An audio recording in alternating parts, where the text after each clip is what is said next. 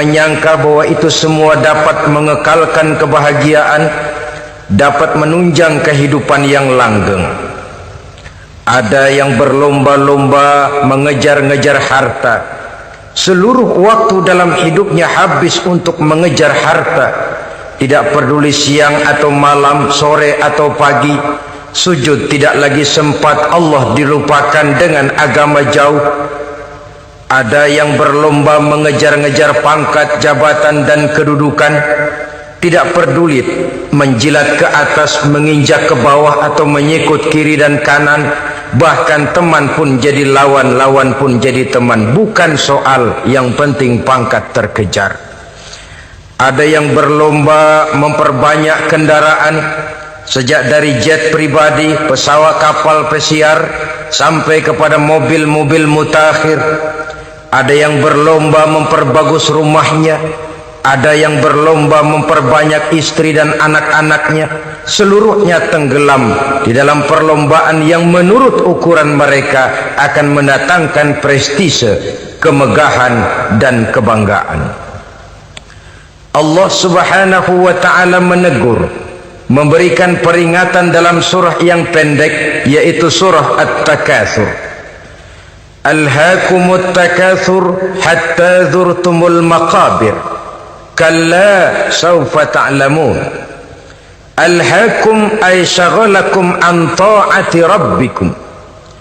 Kamu telah lalai daripada taat kepada Tuhanmu, dan yang menyebabkan kamu lalai itu tidak lain at-takatsur. At-takatsur artinya at-tabahi bi kasrati mata'id dunya. Bermegah-megah dengan memperbanyak kesenangan hidup duniawi.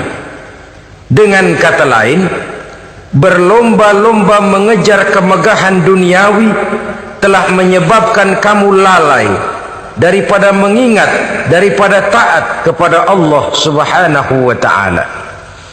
Apabila orang cenderung materialistis, seluruh kegiatan hidup dikerahkan untuk berlomba memperbanyak materi.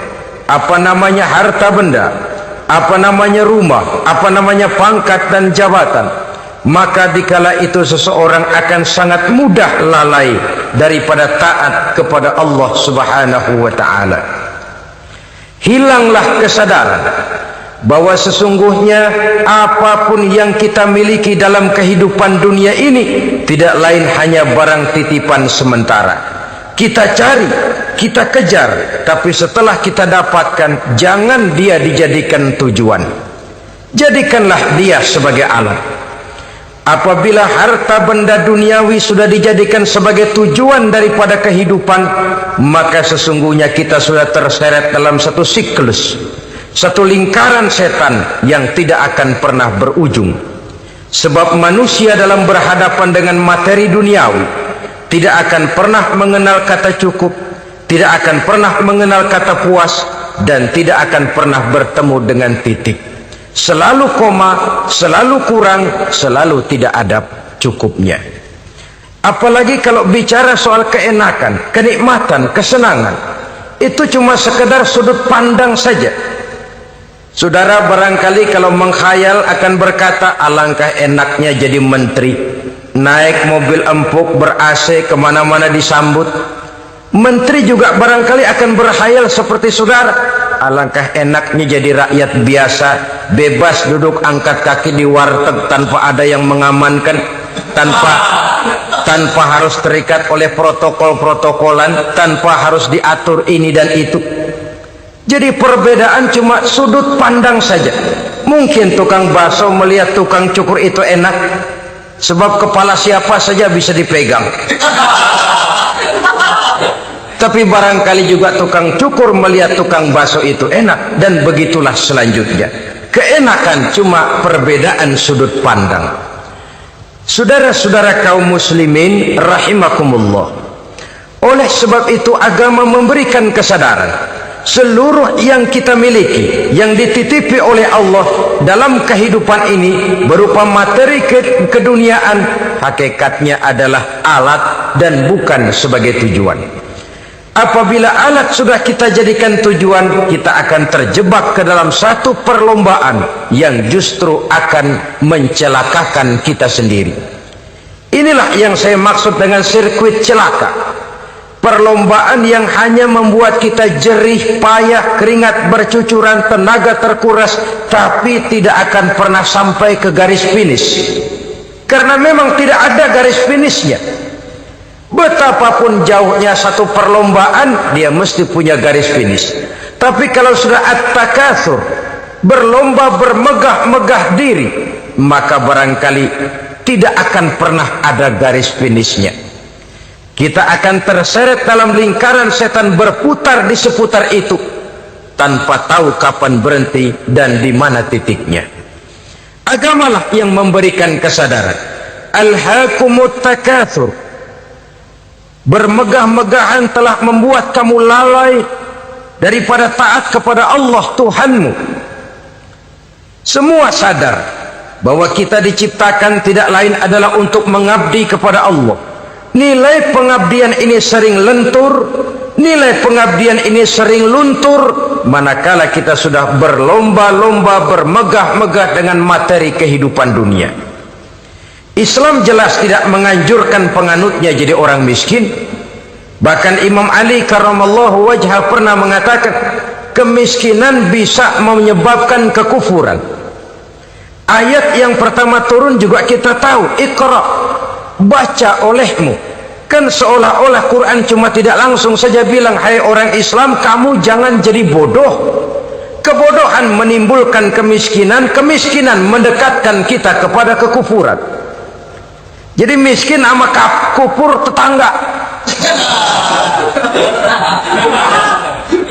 Artinya dalam kondisi miskin, kemudi hati itu mudah terombang-ambing. Oleh sebab itu sering kemiskinan umat Islam ini dimanfaatkan oleh orang-orang lain untuk menyebarkan agamanya. Padahal agama adalah soal keyakinan yang tidak mungkin ditunjang dengan supermi, ditunjang dengan beras, pakaian, obat-obatan, beasiswa. Agama adalah soal keyakinan. Keyakinan adalah soal kebenaran, dan kebenaran itu adalah milik bersama. Tujuan diciptakannya manusia tidak lain adalah untuk melaksanakan ibadah. Kalau orang tenggelam dalam perlombaan memperbanyak harta, mempertinggi kedudukan, memperindah segala macam yang sifatnya duniawi, biasanya itu akan membuat dia lalai dari taatnya kepada Allah Azza wa Jalla. Kadang bukan hanya lalai daripada taat, juga sering terjebak kepada maksiat. Karena kalau pola pandang dan tolok ukur sudah benda duniawi semata-mata, sangat tidak mustahil orang lalu terjebak ke dalam prinsip menghalalkan segala cara. Asal sudah tujuan tercapai, cara apapun halal. Akhirat nomor 18. Nah, bukankah memang barangkali kita sejak kecil sudah dilatih untuk materialistis? Umpamanya kita hanya sering dilatih untuk takut kepada yang konkret-konkret saja, takut kepada yang nyata-nyata saja. Seorang ibu kalau menakuti anaknya, aduh nak, kenapa ini kau kerjakan? Kalau bapakmu tahu, waduh, habis kamu. Ya, kita lihat kalau bapakmu tahu, kalau polisi tahu, kalau hansip tahu, kalau satpam tahu. Tapi jarang seorang ibu menanamkan kepada anak, nak, kenapa ini yang kau lakukan? Nak? Bukankah kau tahu Allah lihat, Allah tahu, Allah dengar, Allah, nak. Diajarkan takut kepada yang gaib. Karena kalau takut dia kepada polisi, dia pasti bisa cari tempat lain dong yang polisi kagak lihat. Kalau takut dia kepada satpam, minggir dong ke tempat yang kira-kira satpam nggak lihat. Tapi kalau sudah takut itu terpulang kepada Allah, kepada yang gaib, tidak sejengkal tanah pun yang terhalang dari pengetahuan Allah. Tapi itulah salahnya kita. Sejak kecil anak-anak sudah kita latih untuk takut hanya kepada yang konkret-konkret saja. Akibatnya sampai dia besar melembaga dalam kehidupannya. Dia nyolong, Kata temannya, kamu nyolong ya? Iya. Kok nyolong sih? Emang? Kenapa nyolong? Biarin.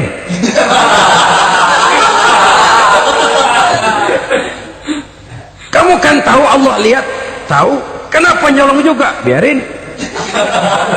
Asal orang jangan lihat. Kalau Allah mah lihat, dia kagak ribut. Allah nggak ribut katanya. Nah, ini kan satu refleksi yang timbul daripada kenyataan. Jikalau orang hanya dijejali rasa takut kepada yang konkret-konkret saja, kepada yang zahir-zahir saja, yang akan tumbuh lalu mental kucing. Sopan, tenang, kalem, ayem, penggelenggem. Kalau ada orang, sedikit orang meleng, kucing kelihatan watak aslinya. Saudara-saudara kaum muslimin rahimakumullah. Oleh sebab itulah maka agama lewat surah yang kita bicarakan pada pertemuan ini memberikan peringatan. Kala jangan begitu dong. Kamu boleh mencari dunia, silahkan cari harta yang banyak, cari pangkat yang tinggi, tapi jangan itu membuat kamu lalai daripada taat terhadap Allah subhanahu wa ta'ala. Jangan karena keinginan mendapat harta yang sebanyak-banyaknya lalu melakukan segala macam cara asal tujuan tercapai. Itu sudah membuat kita lalai. Jangan karena ingin mengejar kedudukan yang tinggi lalu jilat atas injak bawah. Nggak mempan jilat, dukun dipakai.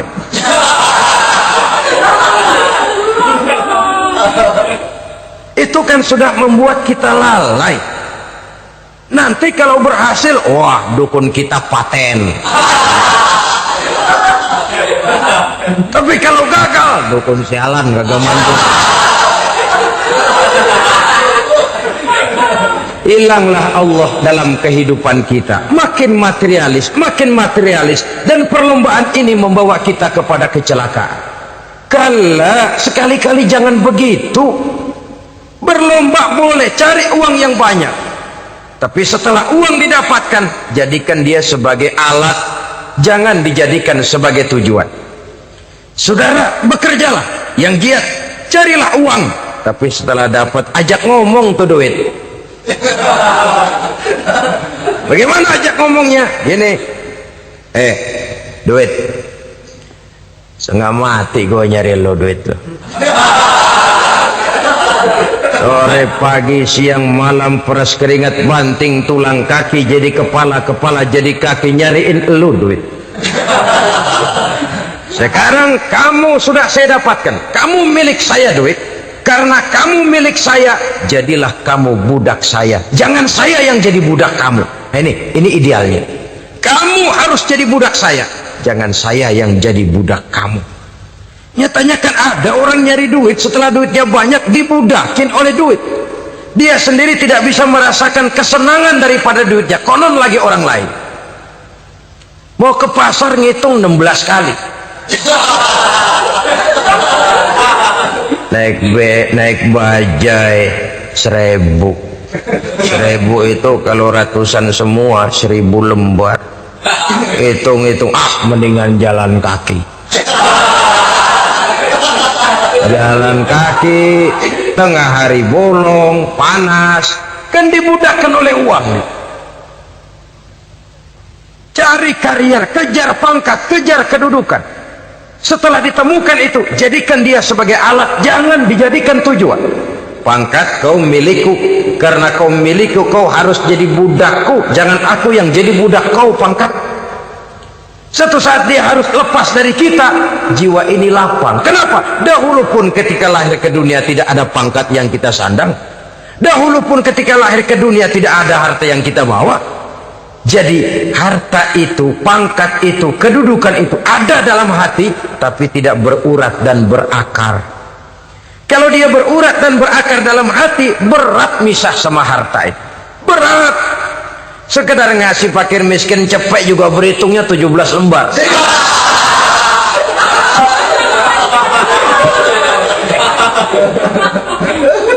Dengar di kantornya mau ada mutasi, pindah dia dari tempat basah ke tempat kering, baru berita buruk udah meriang duluan. Ini nanti bagaimana, itu nanti bagaimana, ini nanti bagaimana. Kan tidak jarang orang yang kena apa istilah kerennya zaman sekarang itu post power syndrome. Post power syndrome ini pernah dianalisa oleh Nabi. Kata beliau, irhamu salasatan minan nas, sayangilah 3 macam manusia. Siapa mereka? Pertama, azizan zalla, orang terhormat yang jatuh hina. Ini yang sering terkena post power syndrome. Biasa kemana-mana dikawal, dihormati, datang ke tempat ini protokol siap, ini serba diatur semua, serba beres. Begitu jabatan selesai atau pensiun, habis orang gak indah-indah. Dia lihat orang diemin aja, orang diemin, orang tonton. Ini kalau nggak kuat mentalnya, itu kena post power syndrome. Akibatnya ya bisa jantungan, bisa leper, bisa darah tinggi. Ya penyakit-penyakit yang zaman dulu kita nggak kenal. Ini kan makin banyak dokter, makin maju ilmu kedokteran, makin aneh penyakit. Saudara hadirin yang saya hormati, post power syndrome kena apa yang dinamakan frozen emotional attitude. Tidak kuat menghadapi kenyataan. Azizan zalla, orang terhormat yang jatuh hina, itu sangat perlu dikasihani. Yang kedua, ghaniyan qad iftaqar, orang kaya jatuh miskin. Ini juga sama. Biasa hidup apa ada, serba ada, lalu harus hidup apa adanya. Ini kalau kurang-kurang kuat benar-benar memble.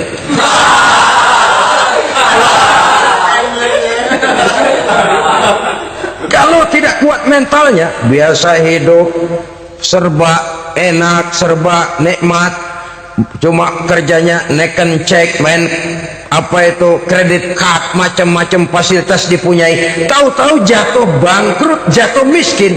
Kalau tidak fondasi agamanya kuat, bisa gantung diri, bisa bunuh diri, bisa frustasi, bisa terkena psikosomatik, tekanan jiwa mempengaruhi faktor biologis, timbullah tekanan, terjadilah penyakit aneh-aneh. Al-ghaniyan qad iftaqara, orang kaya jatuh miskin, itu perlu dikasihani.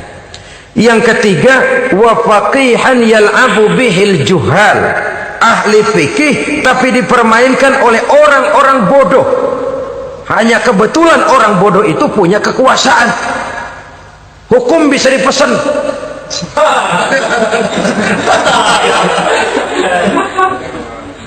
Aturannya haram, Ustaz, ada haram dikit aja dah.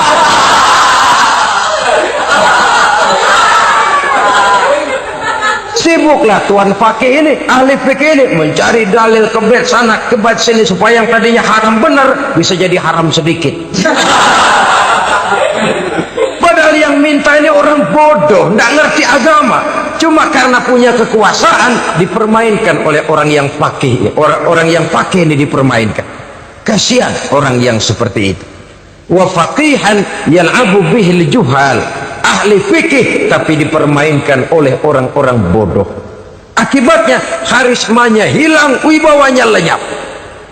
Dia menyangka bahwa dengan mengharam-haram sedikit-sedikit itu dia bisa mendapat keuntungan yang berganda-ganda, padahal akibatnya itu hanya akan membawa kecelakaan saja.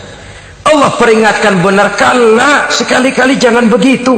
Cari uang yang banyak silahkan, ngejar kedudukan yang bagus boleh, bikin rumah yang hebat silahkan, ada kendaraan bagus silahkan, tapi jangan sampai kamu terjebak kepada sirkuit celakai, perlombaan yang tidak ada garis finishnya.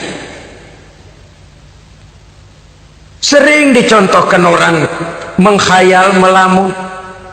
Kamu kenapa nggak mau ibadah? Bagaimana mau sembahyang, saya di Jakarta masih ngontrak.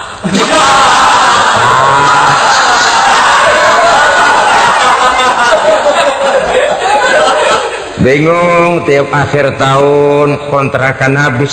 Kalau punya rumah sendiri walaupun kecil-kecilan, tenanglah saya ibadah. Baiklah, oleh Allah diberikan rezeki, bisa bikin rumah walaupun kecil-kecilan. Sudah punya rumah sendiri, belum juga ibadah, apalagi mulur lagi. Habis bagaimana mau sembahyang, rumah kecil banget. pinggir kali asal hujan bocor ya.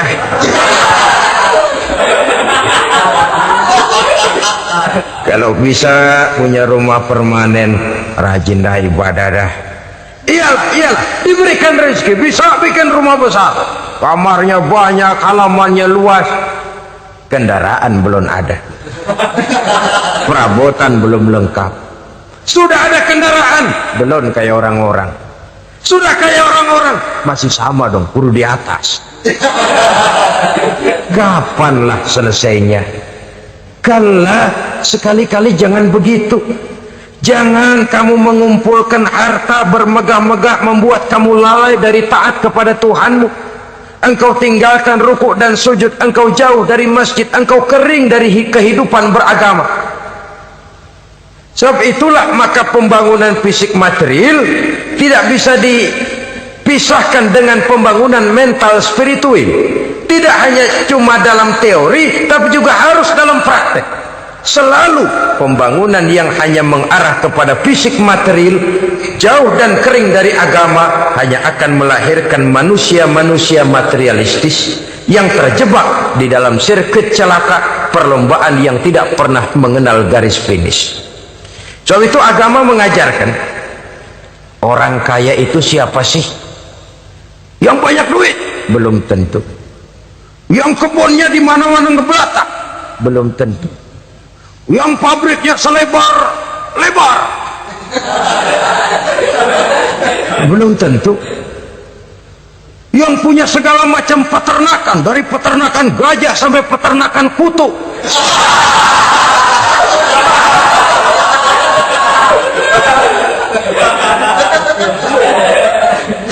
Belum tentu. Agama memberikan tuntunan yang sangat luhur. Orang kaya itu adalah orang yang hidupnya cukup. Orang miskin itu orang yang selalu merasa kurang. Bagaimanapun banyak duit saudara miliki, kalau masih merasa kurang, masih miskin saudara. Saya punya uang 1.000 rupiah, Anda punya uang 1 juta rupiah. Mungkin saya lebih kaya dengan uang yang 1.000 ketimbang Anda 1 juta. Kenapa? Dalam tangan saya uang 1.000 besar, artinya sesuai dengan kebutuhan saya. Tapi di tangan Anda uang 1 juta, kebutuhan Anda lebih besar daripada itu lagi. Maka agama mengajarkan sifat qanaah, merasa cukup, dan itulah sumber kekayaan yang hakiki. Orang kaya adalah orang yang hidupnya cukup. Kalla saufa ta'lamun, jangan begitu, nanti kamu akan tahu. Summa kalla saufa ta'lamun, jangan sekali-kali begitu, suatu saat kamu pasti akan tahu. Kalla law ta'lamuna ilmal yaqin thumma latarawunnaha 'ainal yaqin thumma latus'alunna yawma idzin 'anin na'im. Nah, kapan perlombaan ini akan menyadarkan orang? Biasanya hatta zurtumul maqabir, sampai kamu dekat ke liang kubur. Itu biasanya kalau istilah orang sekarang baru ngeh. Asal sudah napas sampai tenggorokan disambung dengan selang, sudah Senin Kemis dibantu dengan alat picu jantung, gerak gerak gerak gerak, sudah kayak orang mau gergaji kayu. Dikala itu barulah sadar orang biasanya. Dan kesadaran semacam itu kesadaran yang terlambat, kesadaran ala Fir'aun. Fir'aun selagi hidup diajak beriman dan nehi aja deh.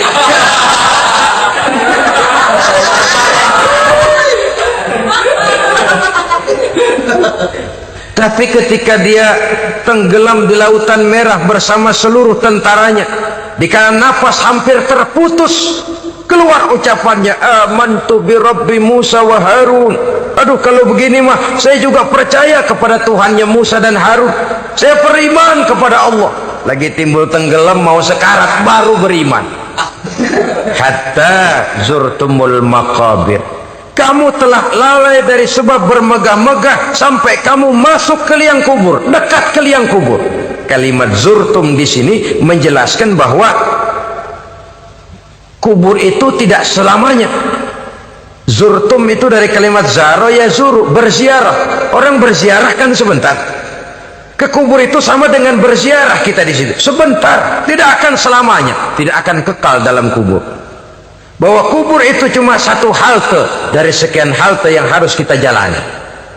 Hatta zurtumul maqabir ay mutum wa dufintum fil kubur, sampai kamu mati dikubumikan dalam kubur, barulah kamu sadar bahwa perlombaan itu hanya sia-sia, bahwa perlombaan itu tidak akan pernah mengenal garis finish, bahwa perlombaan itu akan membuat kamu celaka.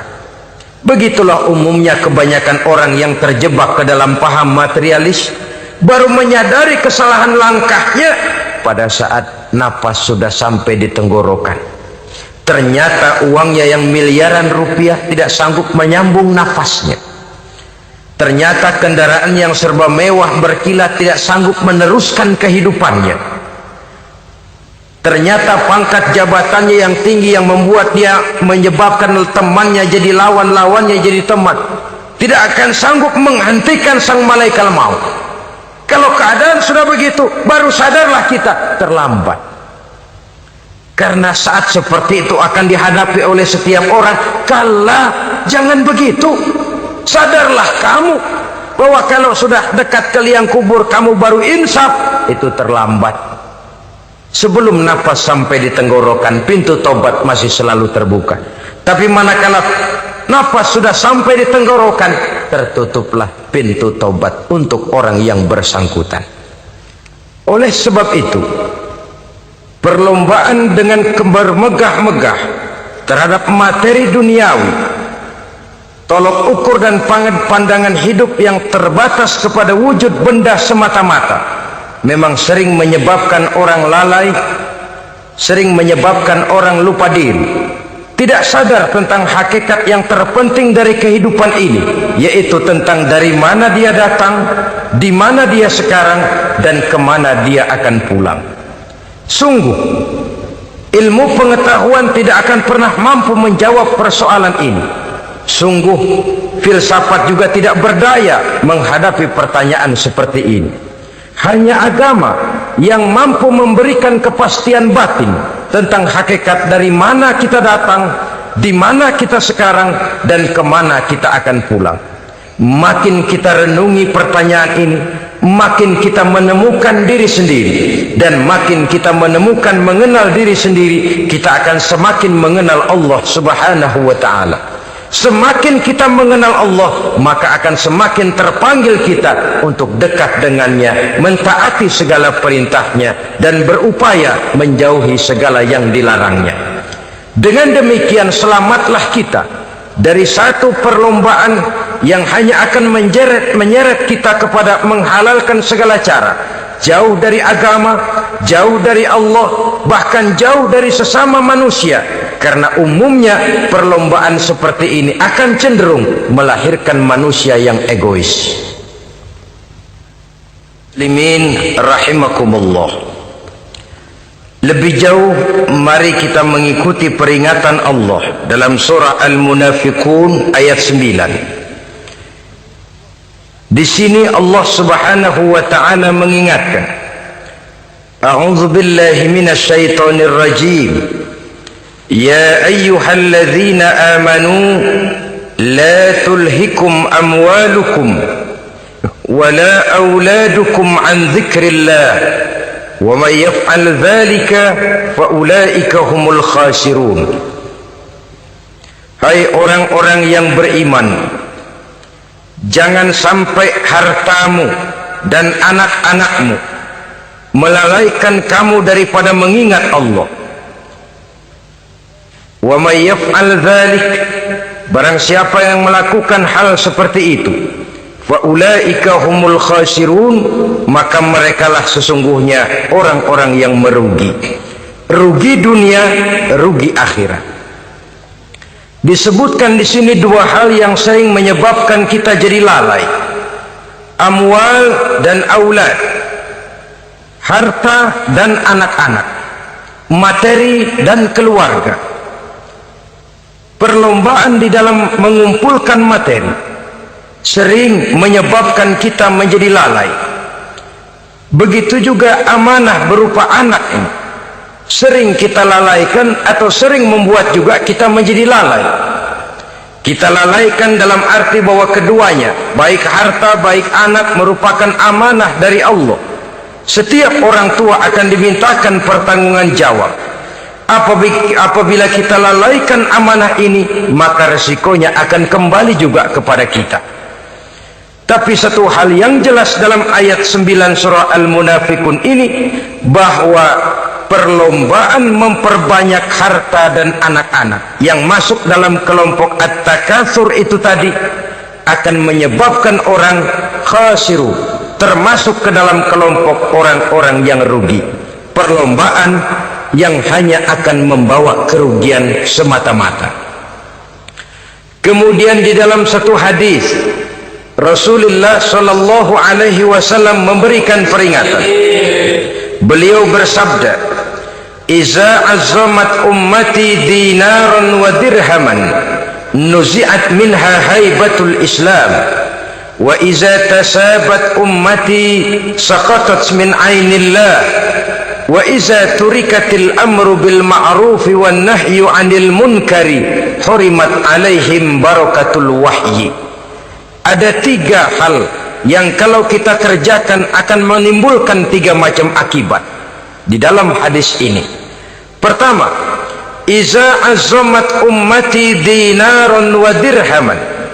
Apabila umatku sudah mengagung-agungkan dinar dan dirham, artinya kalau umatku sudah jatuh menjadi umat yang materialistis, segalanya diukur dari dinar dan dirham. Dinar dan dirham ini kalau bahasa Inggrisnya dokat.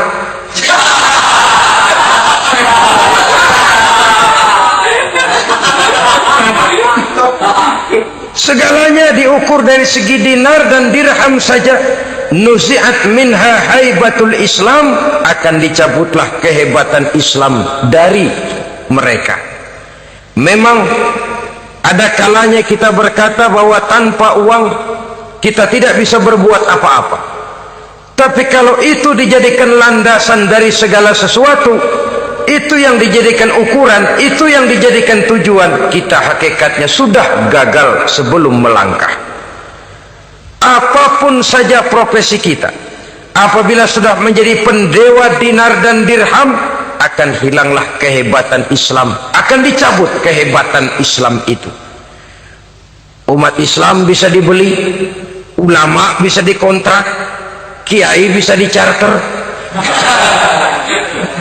Saudara hadirin ma'asyiral muslimin rahimakumullah, apabila umatku sudah membesar-besarkan dinar dan dirham, bermegah-megah dengan itu, berlomba-lomba memperbanyak itu yang menjadi tujuan dan tolok ukur dari segala kegiatan, nuzi'at minha haibatul Islam, akan dicabutlah kehebatan Islam. Hilang itu wibawa. Walaupun dia bernama umat mayoritas dalam jumlah, tetapi dia minoritas dalam peranan. Mayoritas dalam bilangan, tapi minoritas dalam percaturan kegiatan hidup ini. Kita ingat di zaman pengembangan Islam di masa Rasulullah sallallahu alaihi wasallam, mereka berlomba-lomba mengorbankan dinar dan dirhamnya untuk kepentingan agama, bukan mengorbankan kepentingan agama untuk mencari dinar dan dirham. Kita di zaman sekarang sering terjadi penjungkiran nilai, terbalik yang kita amalkan. Nabi Ibrahim mengorbankan putranya Ismail untuk kepentingan agama. Kita sering sekarang ini mengorbankan kepentingan agama untuk anak-anak kita. Dulu anaknya yang dikorbankan buat agama, sekarang agamanya dikorbankan buat anak. Dulu dinar dan dirham dibelanjakan untuk menopang agama, sekarang agama dijadikan alat untuk mencari dinar dan dirham. Saudara-saudara kaum muslimin rahimakumullah, memang apabila dinar dan dirham digunakan untuk penyangga perjuangan, itulah idealnya. Saya katakan tadi, dinar, dirham, uang, dunia cuma sekedar alat, bukan sekedar tujuan. Kita memerlukan alat ini. Membangun pesantren tidak cukup dengan semangat. Membangun rumah sakit Islam tidak cukup dengan pidato. Membangun masjid tidak cukup dengan semangat menggebu-gebu. Kita perlu semen, kita perlu pasir, kita perlu batu kali, kita perlu besi, dan itu semua beli. Tidak turun dari langit seperti turunnya embun di waktu pagi. Tidak mungkin rumah sakit Islam muncul ke permukaan hanya dengan simsalabim abracadabra.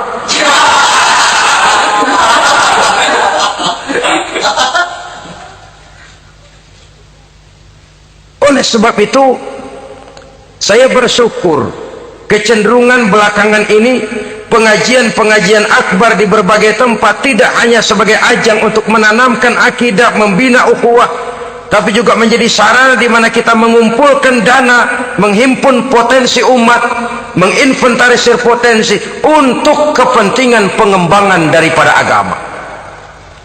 Meskipun ada satu dua orang yang salah paham tentang ini, sampai kemudian saya mendapat satu merek yang cukup tidak enak untuk didengar, mengkomersilkan pengajian katanya, karena memang ada pengajian yang menggunakan sistem karcis, sebenarnya juga tidak etis. Undangan berikut infak yang seluruh hasilnya digunakan buat kepentingan agama, apakah itu rumah sakit, apakah itu madrasah, apakah itu masjid, dan 1 sen pun saya tidak menuntut bagian dari itu. Saya malah berprinsip sepanjang saya masih laku untuk dijual dan itu memang buat kepentingan agama, persilahkan jual saja, asal buat masjid, pesantren, madrasah, rumah sakit Islam, kegiatan syiar dan dakwah, silahkan.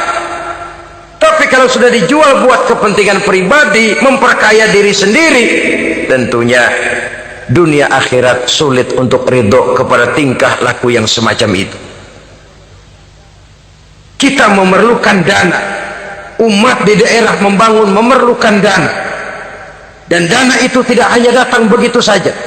Kita bersyukur bahwa untuk menghadiri pengajian sekarang ini orang mau mengeluarkan uang, mau memberikan infak dengan ikhlas, tidak dengan keterpaksaan. Kenapa tidak? Sehingga ini lalu diinventarisir untuk kepentingan pembangunan agama. Ratusan juta rupiah terkumpul dari pengajian-pengajian rutin ini, pengajian-pengajian akbar ini. Puluhan masjid terbantu, rumah sakit Islam terbantu, musola selesai. Ya walaupun tidak lalu semuanya beres, tapi gemaknya itu sudah cukup menyentuh untuk menyadarkan orang bahwa harta baru kekal kalau dia sudah dibelanjakan di jalan Allah. Nah, yang celaka kalau dinar dan dirham itu yang dijadikan tujuan. Mengadakan pengajian semata-mata untuk cari uang, uangnya buat kantongnya dewe. Itu yang membuat dicabutnya kehebatan Islam itu. Segalanya diukur dari sudut itu. Sehingga ketika seseorang datang bertanya tentang hal-hal yang berkaitan dengan ini, maka hal semacam ini sesungguhnya satu nikmat yang perlu kita syukuri sepanjang menginventarisir potensi umat benar-benar digunakan buat kepentingan daripada agama kita. Jadi peringatan tegas dari Nabi ini, iza azzamat ummati dinaron wa dirhaman nuzi'at minha haibatul Islam. Apabila umatku sudah mengagung-agungkan dinar dan dirham, maka akan dicabutlah kehebatan Islam dari tengah-tengah mereka. Remeh saja orang memandang kita, enteng saja orang memandang kita. Satu. Yang kedua, patuhlah mereka dalam pandangan Allah. Kalau sesama umat ini sudah saling menjelekkan, apakah yang menjelekkan itu lebih bagus dari yang dijelekkan di hadapan Allah? Dua-duanya sama rendahnya. Pribadi saya mungkin puas kalau saya bisa menghantam saudara di depan umum, menjelek-jelekkan nama saudara. Tapi lebih baikkah saya dalam pandangan Allah? Sama rendahnya dengan orang yang saya jelekkan. Itu pun kalau yang dijelekan benar-benar jelek. Kalau cuma sekedar fitnah, wah lebih celaka lagi nasib si orang itu tadi. Ini artinya menyadarkan kita bahwa umat ini sudah diikat dengan akidah. Beraneka ragam kita, tapi harus ada kebersamaan. Berbeda kita, tapi harus satu. Sebagai satu ummatan wahidah, satu umat yang satu.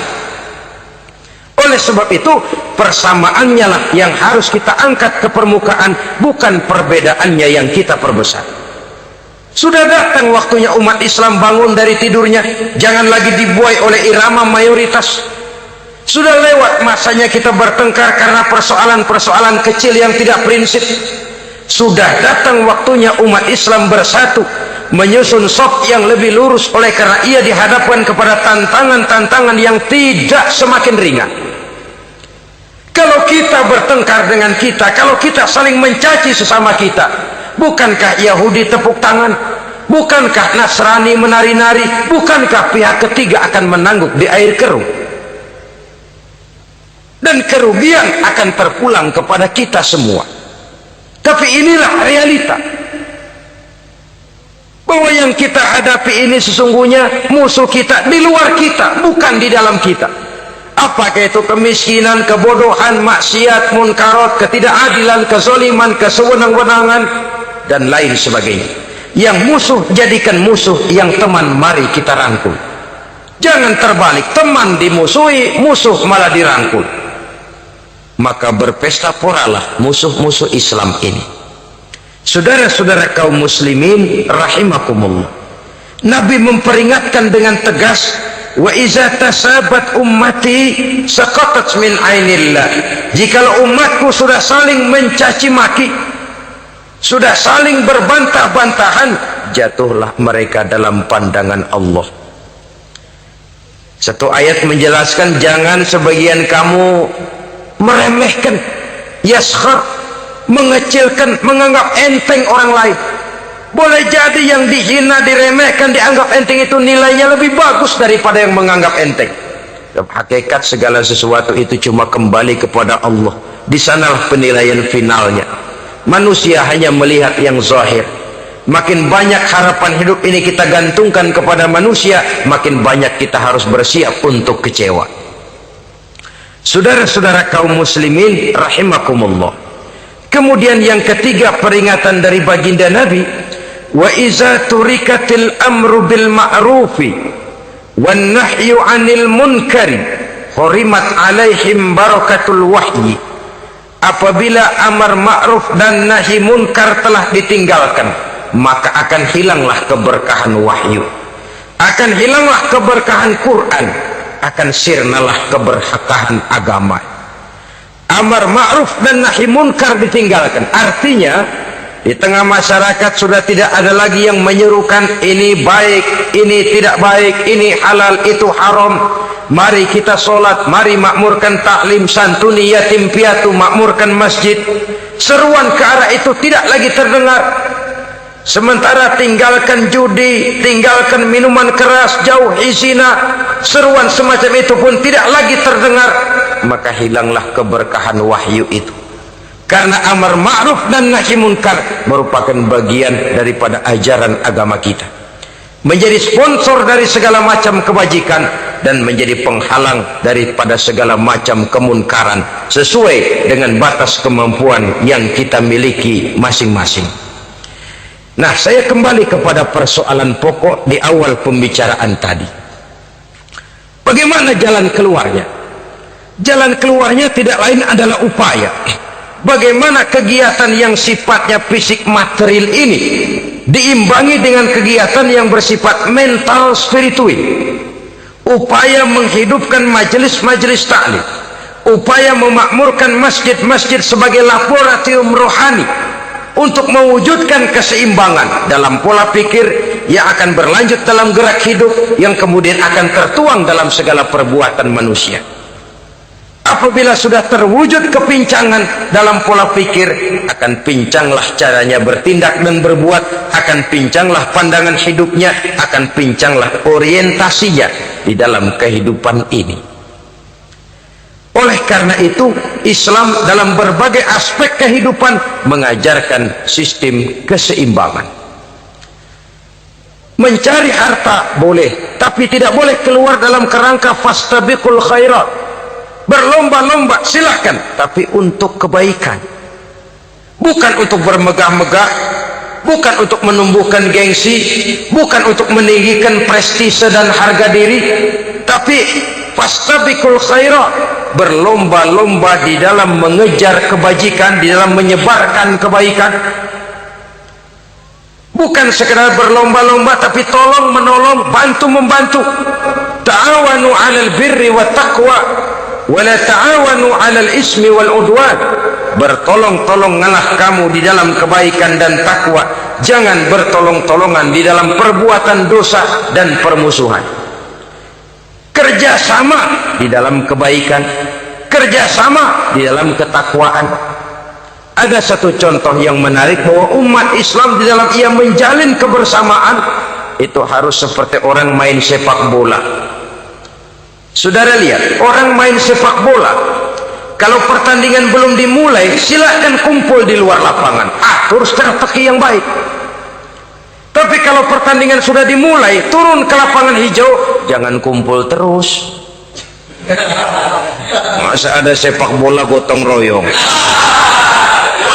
groyok ke sana, groyok ke sini, ya kalah terus. Harus ada yang jadi penyerang tengah, kan begitu toh sepak bola. Harus ada yang jadi kiri luar, kanan dalam, striker, back, penjaga gawang.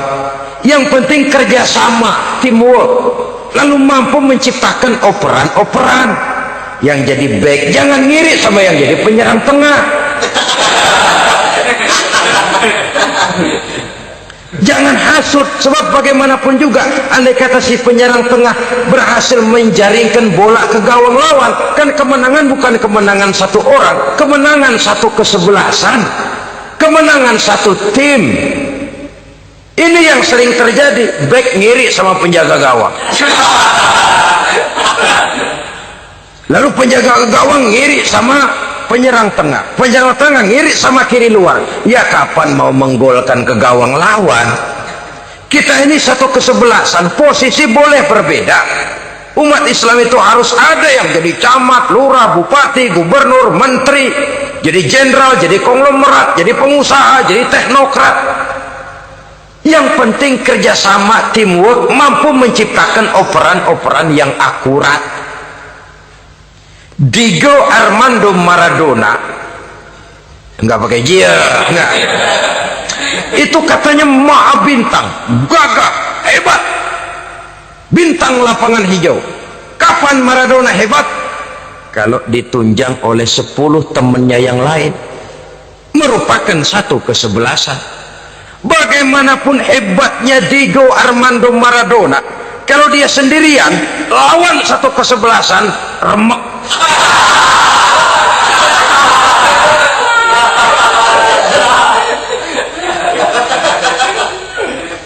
Dia hebat, dia jenius, dia maha bintang karena dapat operan dari teman-temannya, bukan jegalan, operan. Jadi oleh sebab itu bagaimana kita menciptakan operan-operan akurat yang akan melahirkan kebersamaan di tengah-tengah umat. Artinya satu contoh saja, misalnya seorang pengusaha besar, oleh karena kesibukannya di dunia bisnis, tidak perlu jadi ketua pembangunan musola, tapi kalau ada musola belum selesai, operan. Operannya itu yang penting. Apa yang dioper itu? Semen, apa batu kali, apa besi, yang penting operan. Operannya akurat. Kadang-kadang ada terjadi juga frustasi ngelihat lawan kesebelasannya terlalu kuat, ngoper ke gawang sendiri, jebol.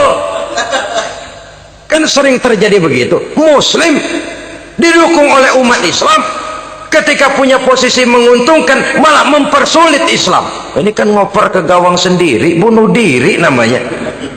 Boro-boro jebolin gawang lawan, asal jangan bunuh diri juga lumayan. Jadi kalau saja kita mampu menciptakan kebersamaan-kebersamaan seperti ini, Baju boleh berbeda, seorang muslim boleh dibungkus baju ABRI, boleh dibungkus baju dokter, boleh dibungkus baju teknokrat, boleh dibungkus baju konglomerat, sekedar baju.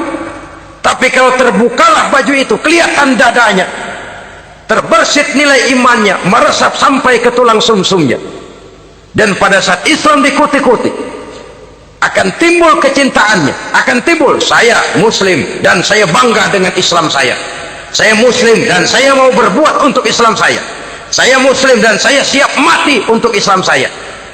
Dengan baju apapun dia terbungkus, kalau roh, jiwa dan semangat semacam ini tertanam, saya yakin kita umat Islam akan mampu berbuat lebih banyak dengan mewujudkan operan-operan akurat yang sangat diharapkan oleh umat itu tadi.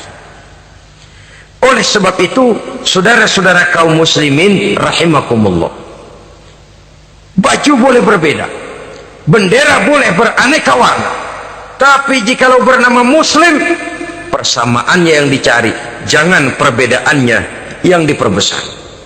Nilai persaudaraan yang diikat dengan akidah semacam inilah yang banyak dicari orang, yang banyak menyebabkan orang masuk Islam.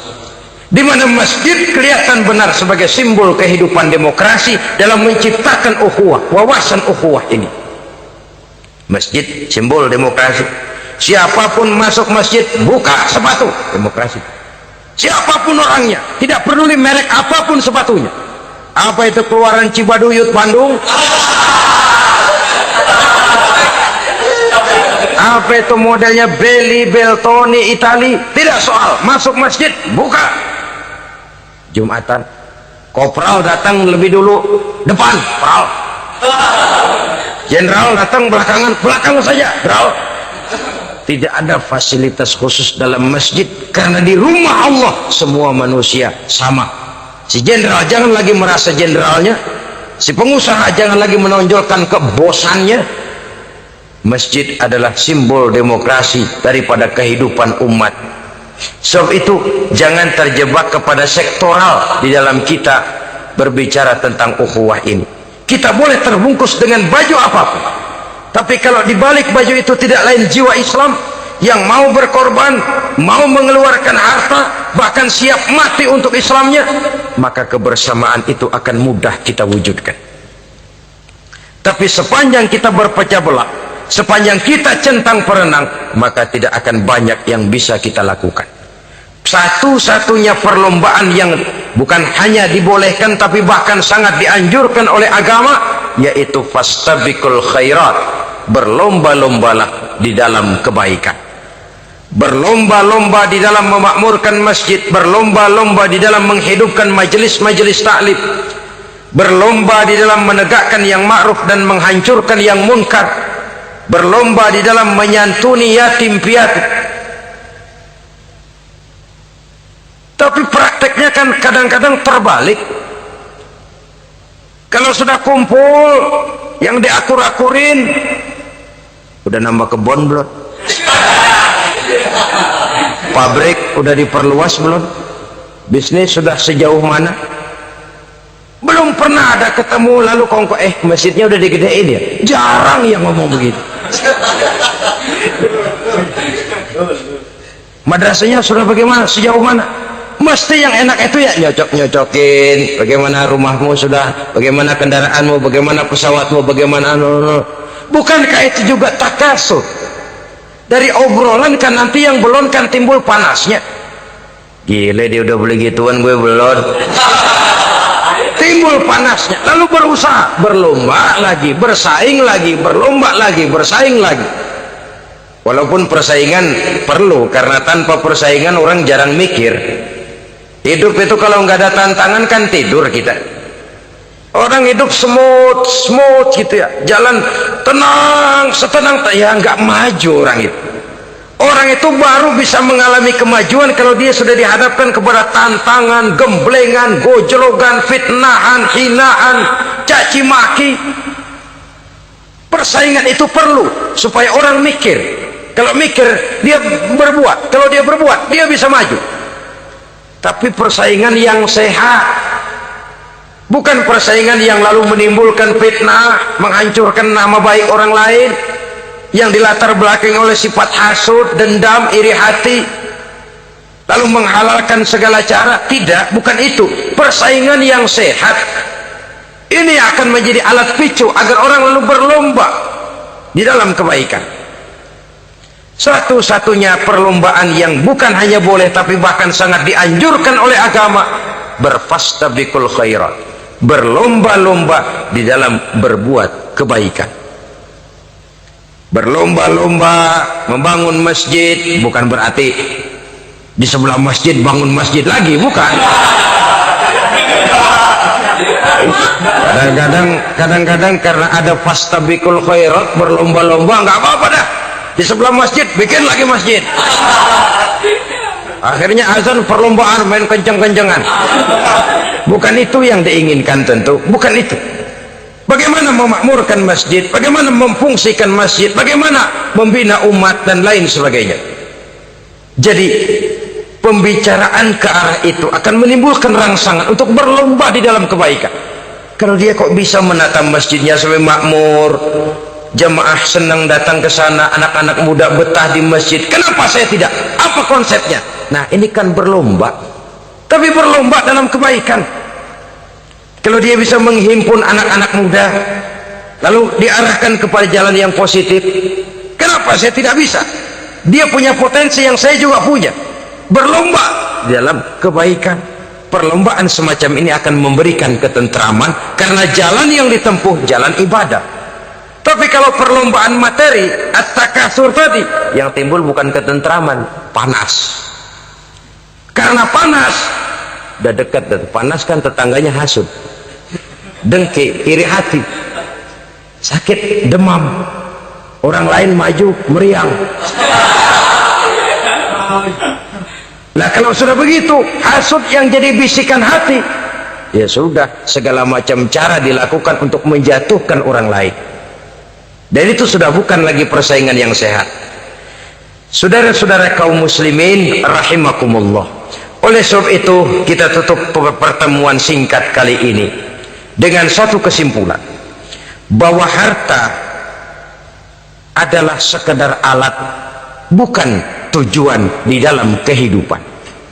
Tanpa harta barangkali orang sulit untuk bahagia, tapi harta semata-mata tidak merupakan jaminan bahwa orang lalu akan bahagia. Termasuk di dalam kata harta ini pangkat, jabatan, kedudukan, anak, istri, keluarga, rumah, tanah, pabrik, kebun, peternakan, dan lain sebagainya. Perlombaan yang dianjurkan di dalam agama adalah perlombaan untuk berbuat kebaikan. Maka masalahnya sekarang, bagaimana kita memanfaatkan harta ini untuk sebanyak-banyak kebaikan yang bisa kita lakukan. Semoga kita mampu melakukannya dan kita tidak termasuk dalam orang-orang yang celaka yang lantaran bermegah-megah dengan kesenangan dunia saja. Terima kasih atas segala perhatian, mohon maaf atas segala kekurangan. Usikum wa nafsi bitaqwallah. Wassalamualaikum warahmatullahi wabarakatuh.